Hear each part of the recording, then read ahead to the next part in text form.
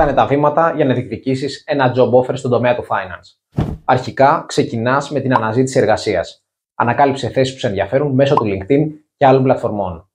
Επίσης, τσέκαρε τα sites των εταιριών, πήγαινε σε career events και προσέγγισε άτομα που βρίσκονται ήδη στο χώρο και μπορούν να σε συμβουλέψουν κατάλληλα. Στη συνέχεια, συντάσσεις ένα επαγγελματικό βιογραφικό και μια συνοδευτική επιστολή που δείχνουν ξεκάθαρα γιατί είσαι το ιδανικό fit για τη συγκεκριμένη θέση. Το κλειδί εδώ είναι να προσαρμόσεις τα έγγραφα αυτά για τη θέση στην οποία στοχεύεις.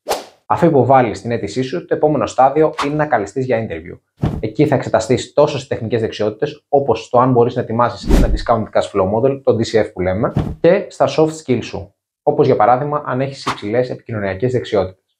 Εφόσον πετύχεις τη συνέντευξη, θα ακολουθήσει ένα job offer, που συνήθως η διαπραγματευτική σου ικανότητα είναι ανάλογη της σχετικής εμπειρίας που έχεις. Άπαξ και συμφωνήσεις με τον εργοδότη σου, έχεις κλείσει τη δουλειά. Συγχαρητήρια και καλή αρχή.